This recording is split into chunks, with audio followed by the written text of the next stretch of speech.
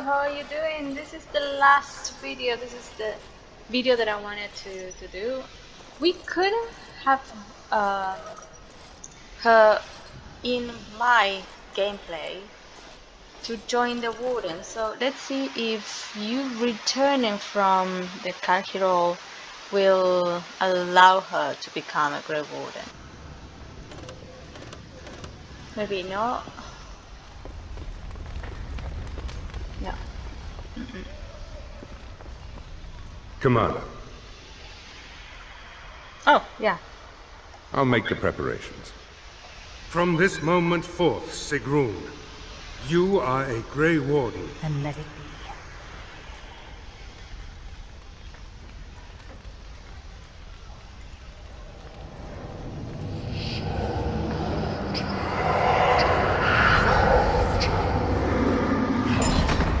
You chose her well, Commander.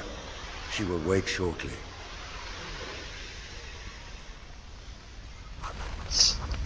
Good. We have her joined. So that is what you're supposed to do. You're supposed to return before going to the last part of the cathedral and kill the big stuff. You need to go back. And then we're going to see, of course, that probably for Sigrun will be something totally different, but I have here the last part that we already done. I got all the game after we saved Vigil's keep, we destroyed Amaranthine. We're going to kill the mother. I think this video is short of all the series, but I wanted to show you those two things. So it's as a bonus, it will be short. So, just to show you a tiny bit of it. And I didn't want it to just kill the mother and have you just the last. Although, even though I wanted to do that way, they won't allow me to do it. So let's go and kill her. I will skip these things. I will skip everything. It does not. It was a mistake to free you. Well, paint me green and call me a turnip. There it is then. Unfortunate. I did find it. My hope was that this would free all Darkspawn, unravel the curse from its source. Is it not the way of the Blight? And howl. He claims. However you feel about what I have done. Begone, shut. And now the hero is alone. Oh. There we go.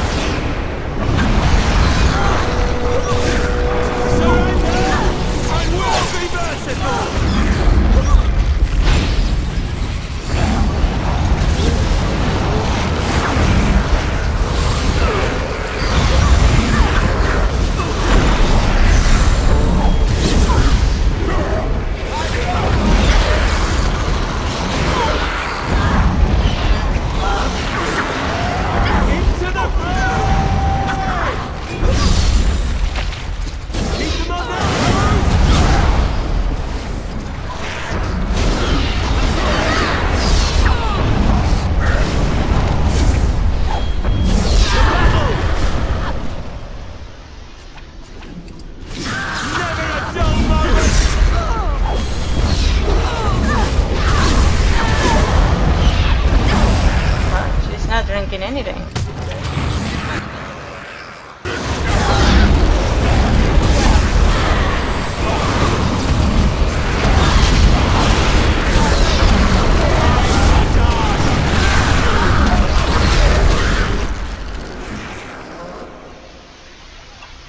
Uh-oh.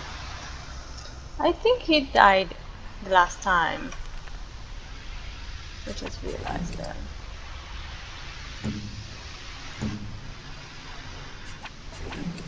Oh no.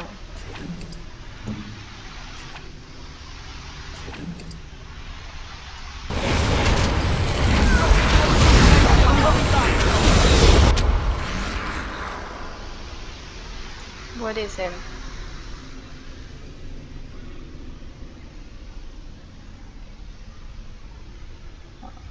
Oh, there we go.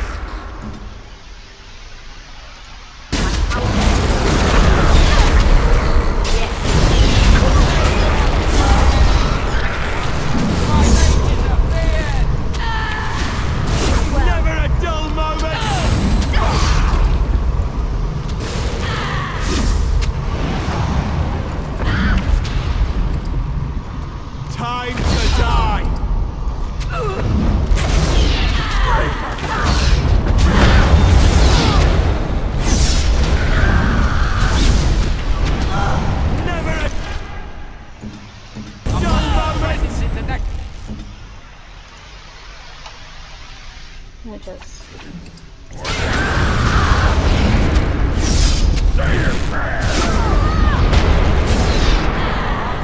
Why they disappeared?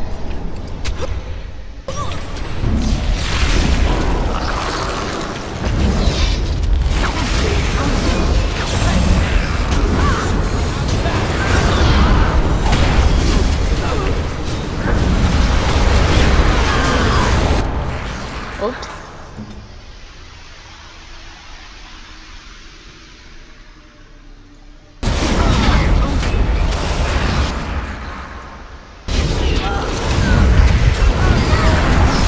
That was very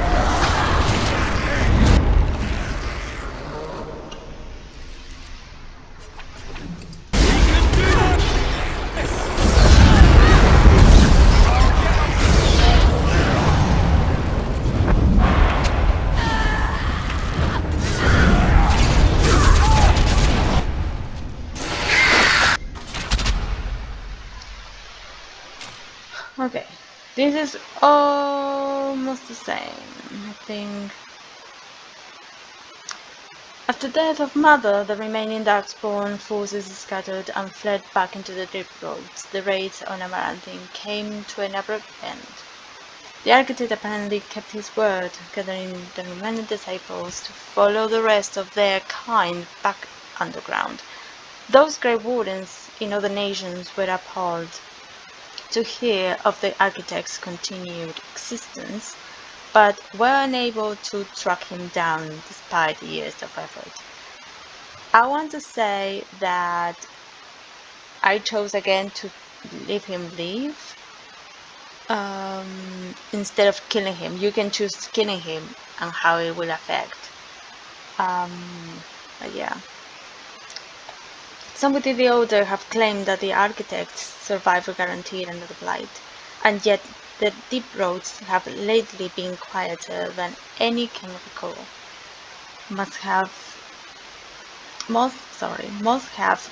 recently decided that it is now in the Maker's hands. The destruction of Amaranthine did not end endeared the Grey Wardens to the people of Ferelden.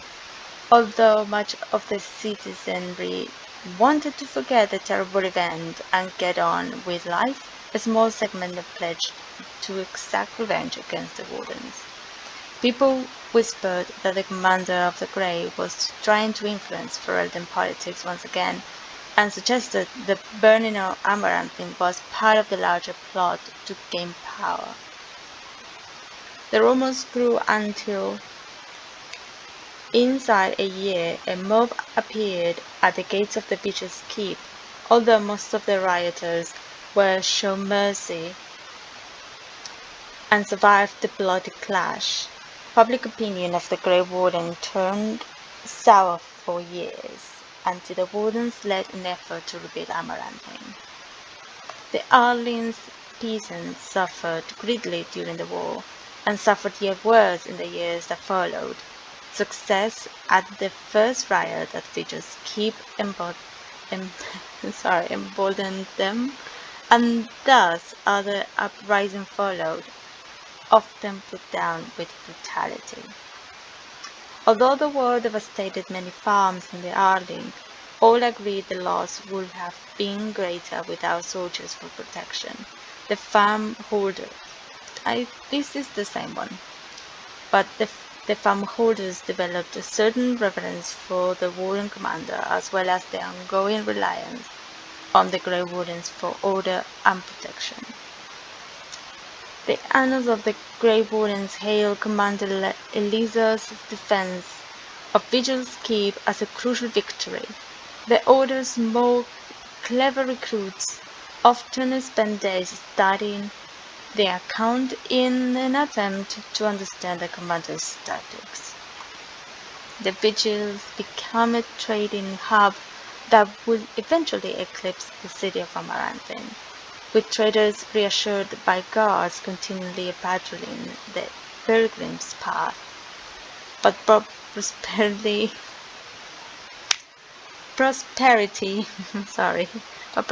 prosperity bred scheming and treachery between merchants and nobles, testing the commander's patience for years to come.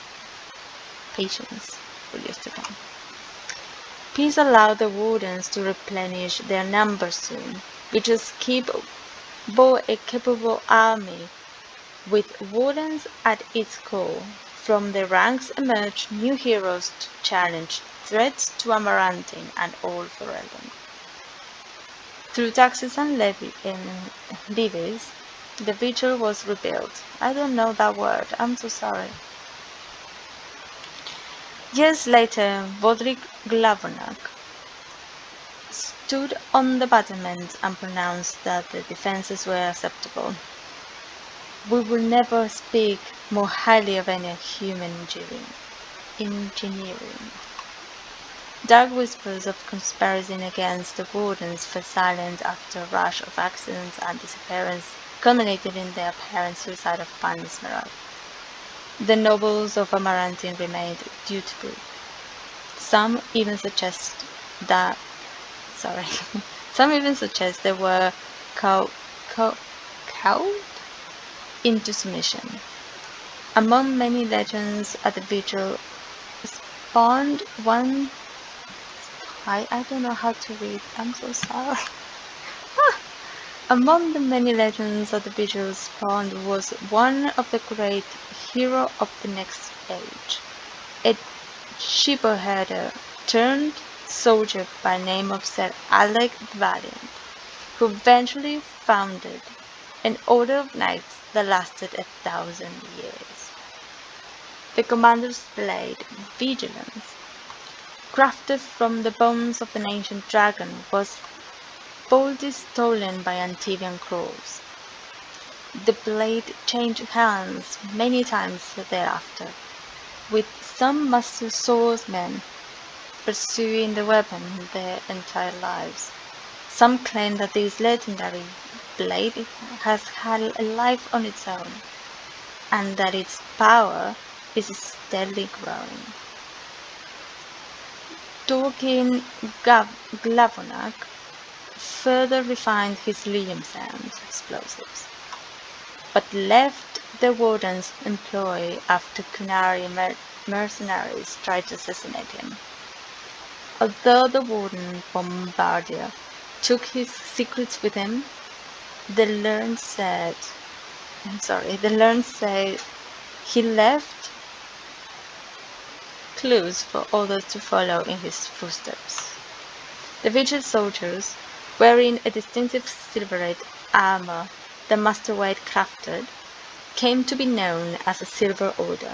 Under the tutelage of the Wardens, the Silver Order developed into one of the Ferelden's most revered military forces, a lasting memory of the Vigil's famous commander. With Velana and the Architect gone from the region, the Pilgrim's Path began to see traffic again. The massacre of the militiamen and the merchants, however, led to hostilities between the neighboring human settlements and any Dalish clan that passed by. One human villager soon kidnapped and murdered a Dalish child. The clan reacted by giving the wedding wood a wide berth, but both sides know that at some point the elves will return for revenge. A few years after Calcurol was emptied of Darkspawn, Orzammar began sending expeditions to rediscover the knowledge of smithing that had been lost within the tide. Eventually, House Helmi decided that Calcurol was too important to be abandoned. At the tremendous cost of Dwarven lives, they cleared the tunnels leading the Calcurol of all Darkspawn, making the road between Orzammar and the fortress safe again. Calcurol was reclaimed for Orzammar once and for all. As promised, Voltric and Dorkin presented Orzammar's shepherd with the stone marker that told of how Calcurol's castles had taken up arms against the Darkspawn. The commander of the Grey was invited to Orzammar as a guest of honor at a feast commemorating the defenders of Calcurol. The shepherd read the names of the castles of the Maker, then presided over a ceremony to return them to the stone as befitted warriors of their stature. In time the island began to forget the tales of apparitions in the Black Marsh, and even so slowly settlers drifted into the region. Scholars said the veil was still thin and thus the area was still dangerous, but the people only cared that there were not longer frightened whispers in the shadows. The village was slowly rebuilt. Twice the Baroness's mansion was rebuilt and occupied, once by a wealthy merchant and another time by a Norwegian maid. Both died mysteriously. Afterwards the mansion was torn down completely and the site left untouched. Anders remained with the Wardens a few years longer, training the Order's next generation of mages, but when the Circle of Tau called on him to deliver a lecture on the nature of the Architect, much to the Templar's dismay, Anders told the commander of the Grey that his time with the Warden was over. And yet, not 2 months later, Anders returned to the Order, even after the Wardens were his home and his lasting companions. Belana never saw her clan again, but neither did she forsake her Dalish culture, nor her sharp tongue, nor her quick temper. After several years in the Grey Wardens, Belana disappeared one day, most surmise that she left for the deep roads to resume the search for her sister, but no one knows for sure. Over the next years, Nathaniel dedicated himself to the Order and to for clearing the blemishes of his family's name. After saving Terence Fergus Cousland from a bandit attack, a portion of Amaranthine was returned to the house.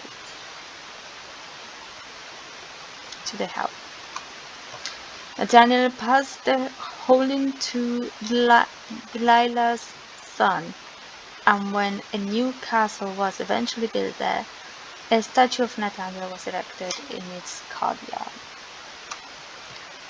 Justice served the Grey Wardens for many years, remaining in touch with Aura, the widow of Christoph.